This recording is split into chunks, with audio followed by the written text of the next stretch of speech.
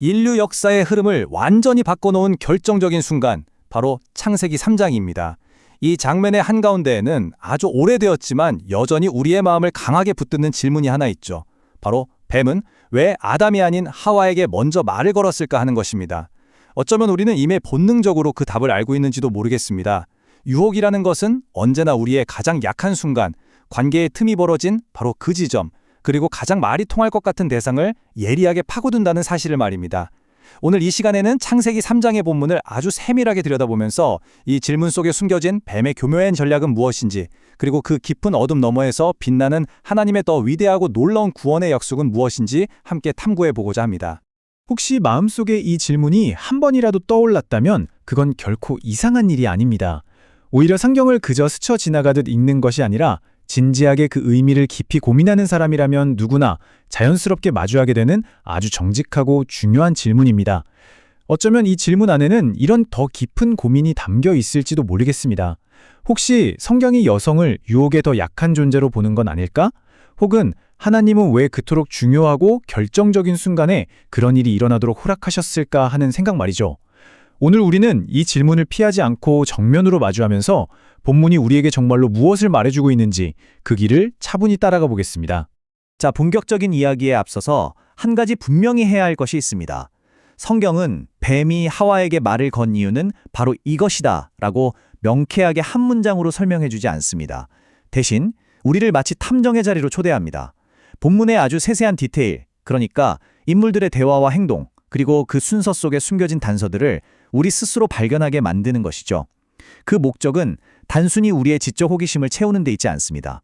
오히려 그 옛날 에덴 동산에서 작동했던 유혹의 원리가 오늘날 우리의 삶 속에서 어떻게 똑같이 그리고 교묘하게 작동하는지를 분별하고 대비하게 하려는 데 있습니다. 사도 바울 역시 이 사건을 단순한 옛날 이야기로 보지 않았습니다. 고린도후서 11장 3절에서 이렇게 경고합니다. 뱀이 그 관계로 하와를 미혹한 것 같이 너희 마음이 그리스도를 향한 진실함과 깨끗함에서 떠나 부패할까 두려워하노라. 자, 이제 그 관계가 무엇이었는지 그 전략을 하나하나 자세히 분석해 보겠습니다. 이제 본론으로 들어가 보겠습니다. 뱀이 하와에게 접근하는 방식을 아주 심층적으로 분석해보면 이것이 결코 우발적이거나 즉흥적인 행동이 아니었음을 알 수 있습니다. 이것은 매우 치밀하게 계획된 4단계로 이루어진 전략적 접근이었습니다. 이 4가지 전술을 하나씩 살펴보면서 유혹이 어떻게 우리의 가장 취약한 부분을 정확하게 파고드는지 선명하게 목격하게 될 것입니다. 뱀의 첫 번째 전술, 그것은 바로 고립입니다. 유혹의 본질은요, 언제나 공동체의 문제를 개인의 판단 문제로 축소시키는 데 있습니다. 하나님께서는 사람을 창조하시고 사람이 혼자 사는 것이 좋지 아니하니 내가 그를 위하여 돕는 배필을 지으리라 고 하시면서 우리에게 공동체를 선물로 주셨습니다. 아담과 하와는 함께 하나님 앞에서 그 말씀을 지켜가야 할 책임이 있었죠. 그런데 뱀은 이 공동체라는 안전장치를 교묘하게 우회합니다. 그는 하나님의 이 중대한 명령에 대한 문제를 부부가 함께 대화하거나 기도하는 자리로 가져가지 않고 하와라는 한 개인의 판단 영역 안으로 끌고 들어옵니다. 이것이 바로 오늘날에도 유혹이 사용하는 가장 흔하고 강력한 수법입니다. 이건 굳이 다른 사람과 상의할 필요 없어. 당신 혼자서 충분히 판단할 수 있는 문제야. 이렇게 속삭이면서 우리를 공동체로부터 서서히 그리고 완전히 떼어놓으려고 하는 것이죠. 유혹의 이러한 속성을 야고보서 1장 14절은 정말 정확하게 꿰뚫고 있습니다. 말씀은 이렇게 말합니다. 오직 각 사람이 시험을 받는 것은 자기 욕심에 끌려 미혹됨이니.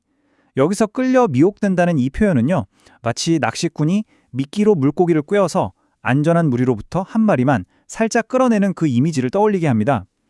유혹은 가로 이렇게 우리를 관계라는 안전지대 밖으로 끌어내어 고립시킬 때 가장 강력한 힘을 발휘합니다. 뱀은 하와를 남편인 아담과의 연대, 그리고 궁극적으로 하나님과의 관계로부터 분리시켜 혼자 생각하고 혼자 결정하게 만듦으로써 첫 번째 전략적 승리를 거둔 것입니다. 두 번째 전술은 하나님의 질서를 뒤집는 것입니다. 창세기 2장을 자세히 보면 선악을 알게 하는 나무의 열매를 먹지 말라는 금지 명령은 하와가 창조되기 전 아담에게 먼저 주어졌다는 사실을 알 수 있습니다. 창세기 2장 16절과 17절 말씀입니다. 여호와 하나님이 그 사람에게 명하여 이르시되 동산 각종 나무의 열매는 네가 임의로 먹되 선악을 알게 하는 나무의 열매는 먹지 말라. 네가 먹는 날에는 반드시 죽으리라 하시니라. 이것은 하와가 덜 중요하거나 아담이 더 우월하다는 의미가 결코 아닙니다. 하나님께서 이 가정 공동체 안에 역할과 책임의 질서를 부여하셨다는 뜻입니다. 즉, 아담에게는 말씀을 먼저 받아서 잘 지키고 또 그 말씀을 잘 전달해야 할 1차적인 책임이 있었던 것이죠. 그런데 뱀은 바로 이 질서를 정면으로 공격합니다. 이 지점에서 우리는 정말로 주의해야 합니다.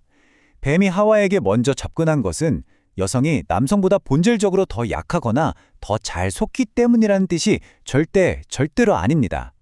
핵심은 하나님이 세우신 질서가 흔들릴 때 바로 그 틈으로 죄가 더 쉽게 스며든다는 이 비극적인 진실입니다. 유혹은 언제나 하나님이 세우신 질서를 무너뜨리려 합니다. 가정 안에서의 남편과 아내의 질서, 교회 공동체의 질서, 그리고 무엇보다 우리 마음속에서 하나님 중심으로 살아가려는 그 질서의 축을 송두리째 흔들어 놓으려고 합니다.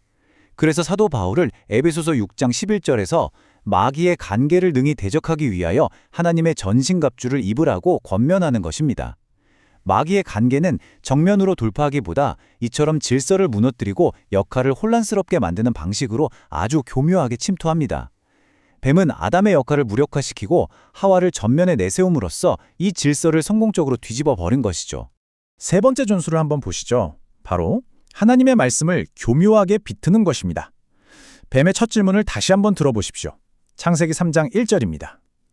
하나님이 참으로 너희에게 동산 모든 나무의 열매를 먹지 말라 하시더냐. 이 짧은 질문 속에는 아주 교묘한 두 가지 왜곡이 숨어 있습니다. 첫째, 참으로라는 부사를 사용해서 하나님의 말씀 그 자체에 의심의 씨앗을 심습니다. 둘째, 동산 모든 나무라고 과장함으로써 하나님께서 허락하신 그 풍성한 자유는 싹 감추고 금지된 것 하나만을 크게 부각시킵니다. 이를 통해 하나님을 마치 인색하고 억압적인 분으로 보이게 만드는 것이죠. 뱀이 하와를 표적으로 삼은 중요한 이유 중 하나는 그녀가 아담을 통해 이 명령을 간접적으로 들었을 가능성이 높기 때문입니다. 말씀이 한 사람을 거쳐 전달되는 과정에서 생길 수 있는 그 미세한 틈, 뱀은 결코 그것을 놓치지 않았습니다. 여기서 우리는 정말 흥미로운 지점을 발견하게 됩니다. 하나님의 실제 명령과 하와의 대답을 나란히 놓고 보면 아주 미세하지만 결정적인 차이가 드러납니다. 하나님께서는 분명히 먹지 말라고 하셨습니다. 그런데 창세기 3장 2절과 3절에 나타난 하와의 대답을 보면 너희는 먹지도 말고 만지지도 말라 너희가 죽을까 하노라고 말합니다. 만지지도 말라는 이 말, 이건 하나님이 하신 말씀에는 없는 하와가 덧붙인 내용입니다. 이 작은 추가가 어떤 결과를 낳았을까요? 하나님의 명령을 실제보다 더 엄격하고 까다로운 것으로 만들었고 그 결과 하나님의 선하심에 대한 신뢰에 균열을 일으켰습니다.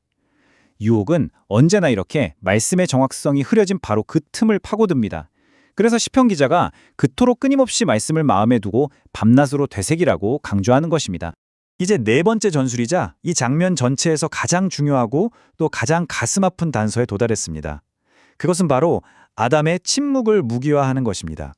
지금까지 우리는 뱀과 하와의 대화에만 집중해왔지만 사실 이 사건의 또 다른 주인공은 바로 그 자리에 있으면서도 아무 말도 아무 행동도 하지 않은 아담입니다. 뱀의 전략은 단순히 하와 한 사람을 속이는 것에서 그치지 않았습니다. 그 전략의 완성은 바로 책임을 가진 아담을 침묵하게 만드는 것이었습니다. 이 구절이 바로 모든 퍼즐을 맞추는 마지막 조각입니다. 창세기 3장 6절은 하와가 선악과를 먹고 나서 자기와 함께 있는 남편에게도 주매 그도 먹은지라고 기록합니다. 함께 있는이라는 이 표현 정말 충격적이지 않습니까? 아담은 멀리 다른 곳에 있었던 것이 아니라 바로 그 유혹의 현장 한복판에 아내의 바로 곁에 있었습니다. 그는 뱀이 하나님의 말씀을 교묘하게 왜곡하는 것을 자기 귀로 똑똑히 들었고 아내가 그 말에 흔들리는 것을 자기 눈으로 보았습니다. 그러나 그는 침묵했습니다. 하나님의 말씀을 바로잡아 주지도 않았고 아내를 보호하지도 않았으며 뱀을 대적하지도 않았습니다. 뱀의 전략이 얼마나 교활한지 보십시오. 하와를 고립시켜 혼자 결정하게 만들고 아담을 침묵시켜 방관하게 만들었음으로써 결국 두 사람을 함께 무너지게 만든 것입니다. 베드로전서 5장 8절이 경고하듯 사탄은 우는 사자같이 두루다니며 삼킬 자를 찾고 있으며 그가 노리는 것은 바로 이 관계의 틈 그리고 침묵의 틈입니다. 지금까지 우리는 뱀에 교활했던 네 가지 전술을 살펴보았습니다. 그렇다면 이 이야기의 결론은 단순히 하와가 속았다거나 아담이 침묵했다는 비극으로 끝나는 것일까요? 결코 그렇지 않습니다. 이제 우리는 이 사건을 통해 성경이 우리에게 드러내고자 하는 더 깊은 진실, 즉 공동의 책임과 그 모든 실패와 절망을 뛰어넘는 하나님의 위대한 약속으로 나아가야 합니다. 자, 우리는 이 지점에서 아주 중요한 오해 하나를 반드시 바로잡고 넘어가야 합니다. 뱀이 하와에게 먼저 말을 걸었으니 여성이 남성보다 본질적으로 죄에 더 약하다는 결론은 결코 성경적인 가르침이 아닙니다. 성경은 죄의 책임을 어느 한쪽에만 일방적으로 지우지 않습니다. 아담과 하와 모두에게는 각자의 책임이 있었습니다. 하와에게는 미혹에 넘어간 책임이 있었고 아담에게는 방관하고 침묵하며 그 미혹에 동참한 책임이 있었습니다. 성경은 이 두 사람 모두의 책임을 분명하게 보여줍니다. 하나님께서 범죄한 인간을 찾아오셨을 때 과연 누구를 먼저 부르셨는지를 기억해야 합니다.